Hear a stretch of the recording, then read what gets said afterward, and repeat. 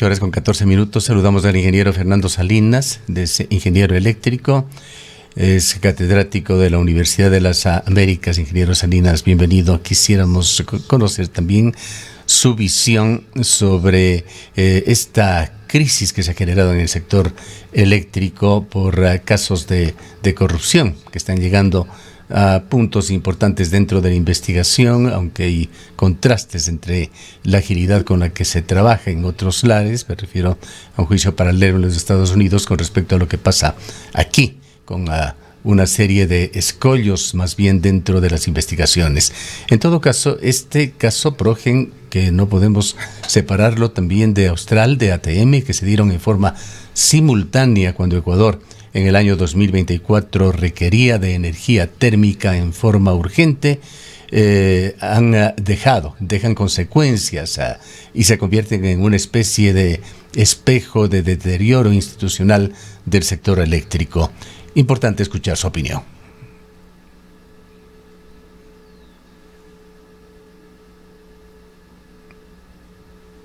Gustavo, muy buenos días. ¿Me escuchan? Sí, perfectamente. Se había congelado unos instantes su señal, pero estamos escuchándole y viéndole. Adelante. Gracias, Gustavo. Muy buenos días a la ciudadanía que nos escucha por la frecuencia de Antena 1. A ver, yo pienso, y claro, yo desde el ámbito de ingeniería, desde el ámbito de la parte técnica, pues es poco el aporte que yo podría hacer respecto. Sin embargo, como ciudadano me siento también afectado y creo yo la gran o la mayoría de la ciudadanía alrededor del país se siente realmente conmocionada respecto a este caso de corrupción en la contratación de generación térmica, justamente en una emergencia, y en una emergencia que los costos, digamos, de todos los racionamientos energéticos y el impacto económico que tuvo en esto están calculados en alrededor de $1.000 millones. Es decir, el perjuicio que la Contraloría y los órganos de control del Estado le aducen al tema ATM, que son un poco más de 100 millones, más lo que usted mencionaba, el tema de Progen y ATM en conjunto suman alrededor de $200 millones, pero el impacto real que tuvo en economía de los ciudadanos, en el comercio, en industria, fue de alrededor de $1.000 millones. Es decir, realmente estamos ante un caso de una estafa inescrupulosa por parte de algunos actores, tanto de el sector público como esta empresa estadounidense que realmente la huella en Ecuador.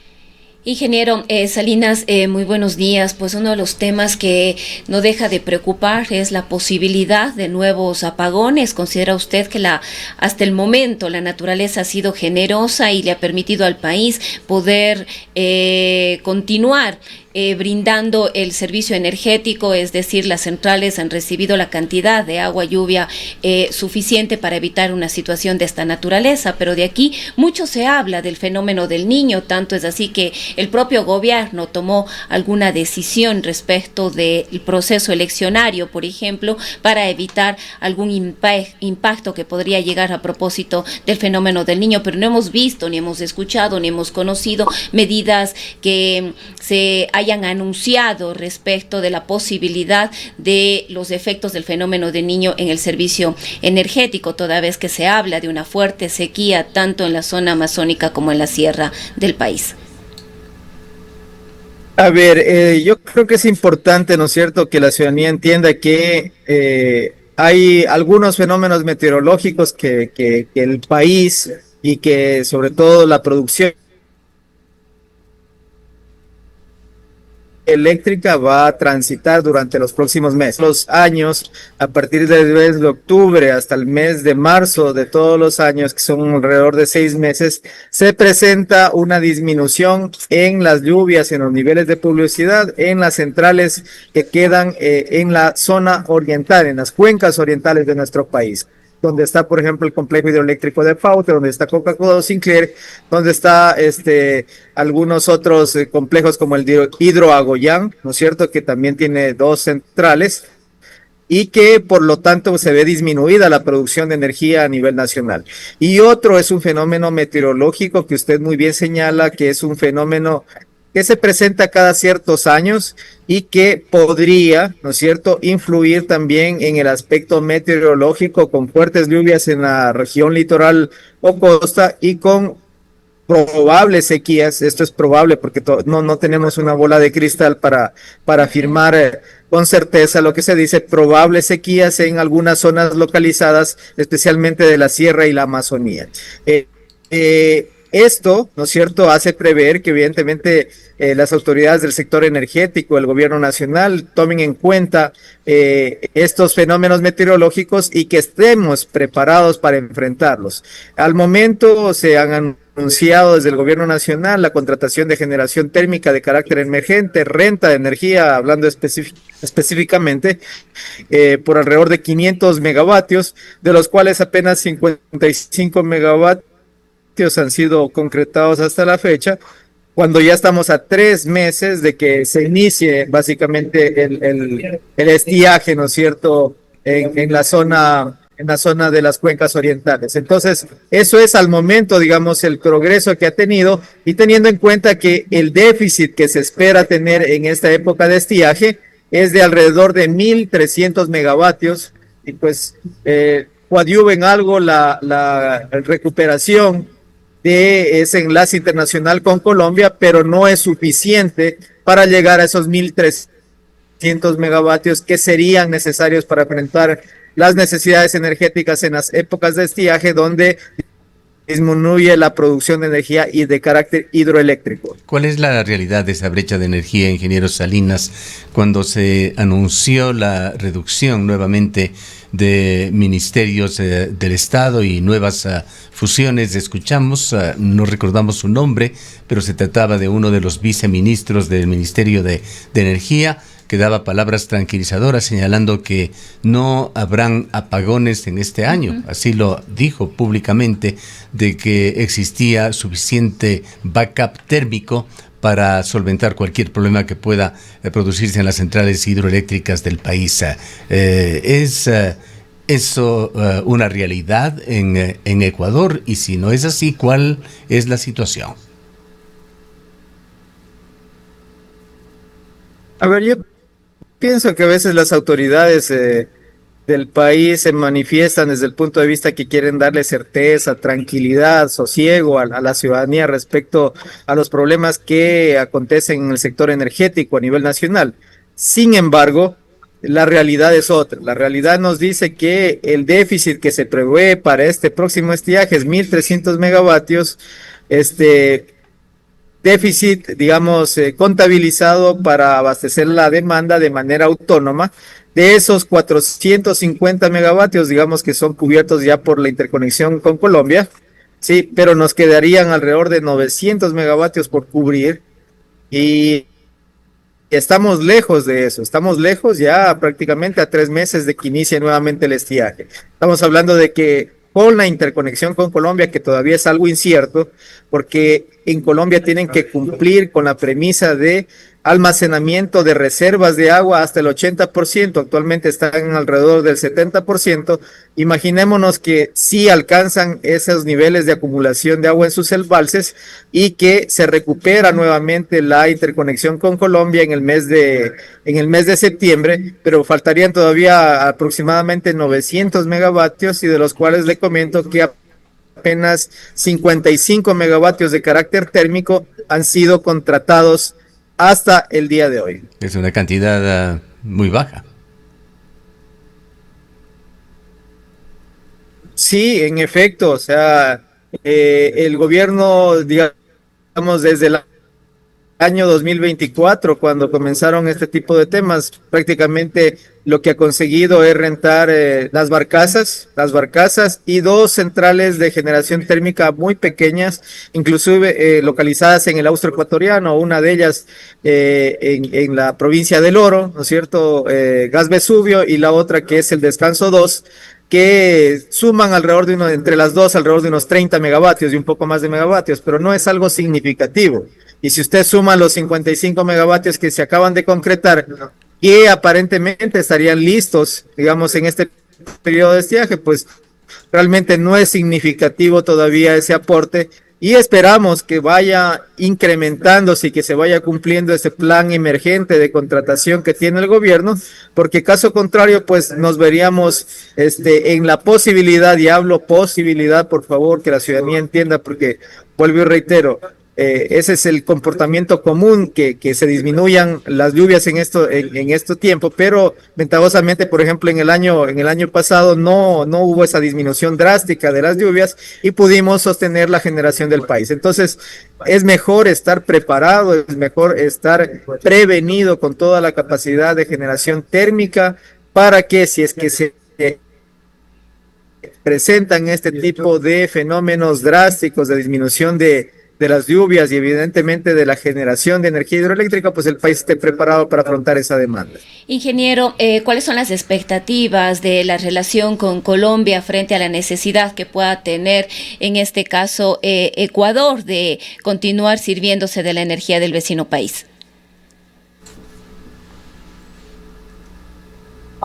Actualmente, digamos que luego de que ya se levantaron las restricciones de carácter comercial, el tema arancelario, se supone que iremos a una etapa ya de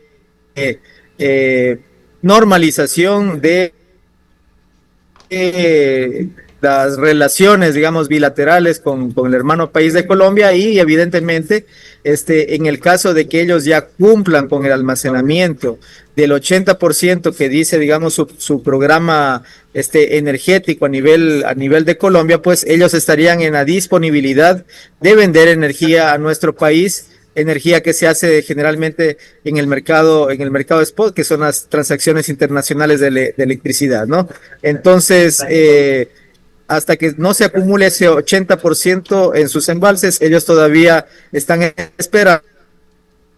Luego de eso, pues se normalizaría la exportación o la importación también desde Colombia, ¿no? Porque también en ciertos horarios del día, Ecuador podría eventualmente dar energía hacia el hermano país. Es un intercambio que se realiza horariamente y en los 365 días del año.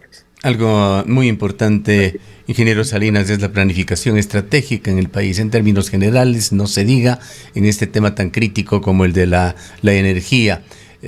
¿Cómo se encuentra ese referente que rigió aquí en el Ecuador por muchísimos años, diríamos que un medio siglo, allá cuando el INESEL controlaba los proyectos eléctricos en los años 70, se concibió un plan maestro de electricidad que fue evolucionando con el tiempo? Hay al momento una actualización de este plan y en consecuencia una visión de qué es lo que tendría que suceder en cuanto a electricidad, a nuevas fuentes en Ecuador para el corto, mediano y largo plazo. Lo que usted señala, Gustavo, creo que es muy importante, y creo que en los últimos años Ecuador ha perdido esa capacidad de planificación y ya en la ejecución ya prácticamente se ven los resultados.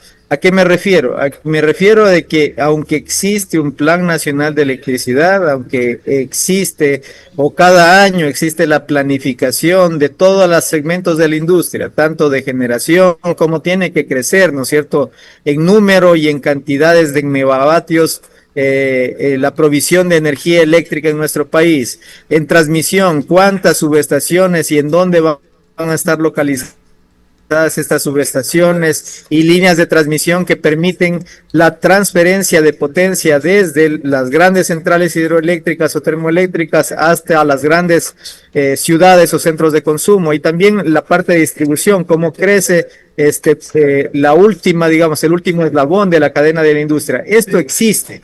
El inconveniente básico es que hemos perdido la capacidad, como le decía, de planificación, porque a ese, digamos, documento que es de carácter técnico, donde se especifican las necesidades de la demanda de nuestro país, no se le agrega el tema del financiamiento.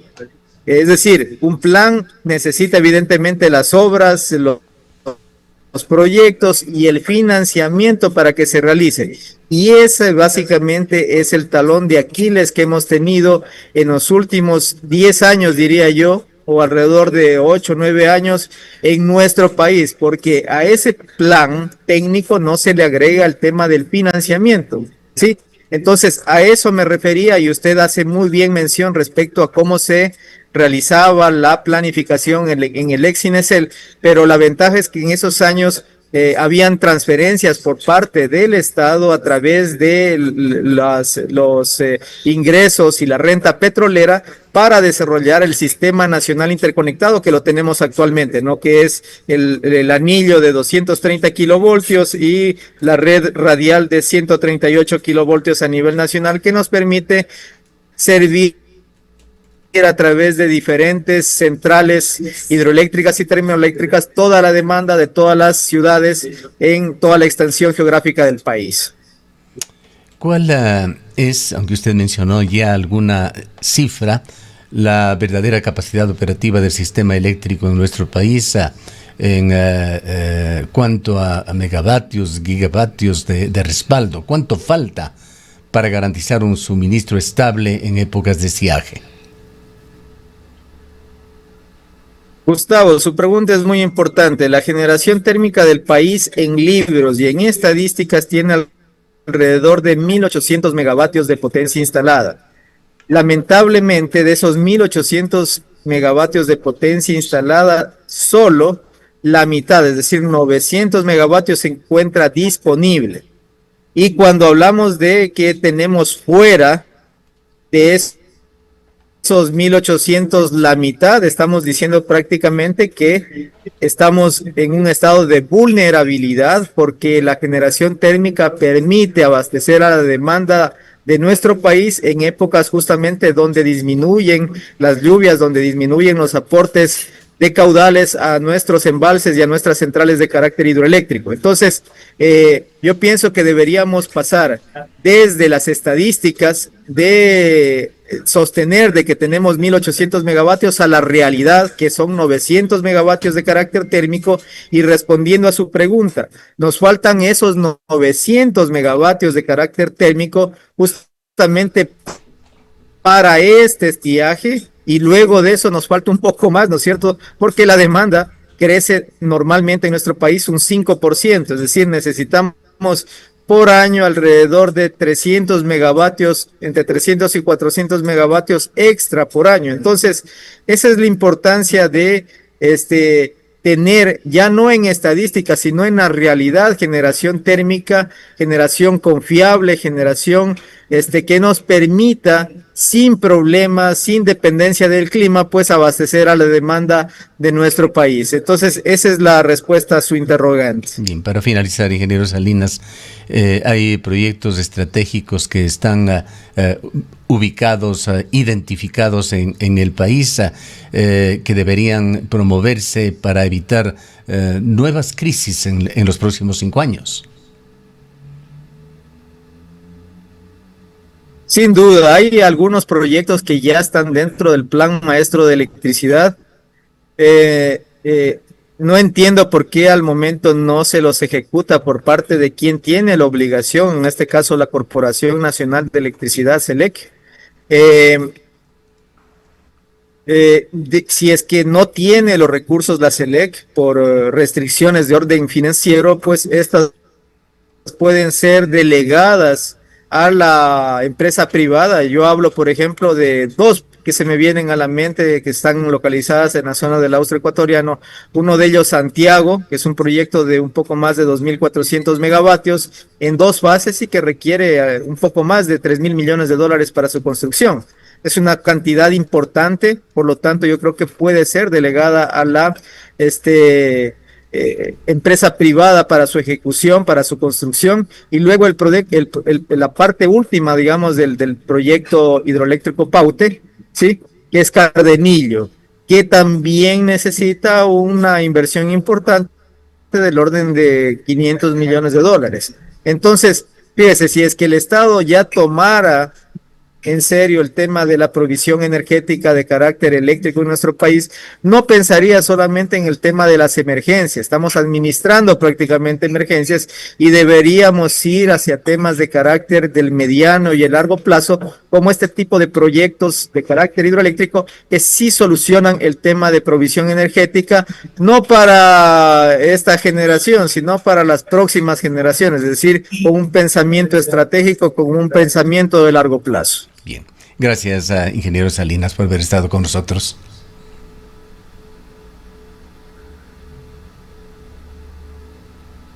El ingeniero Fernando Salinas es experto energético, catedrático de la Universidad de las Américas.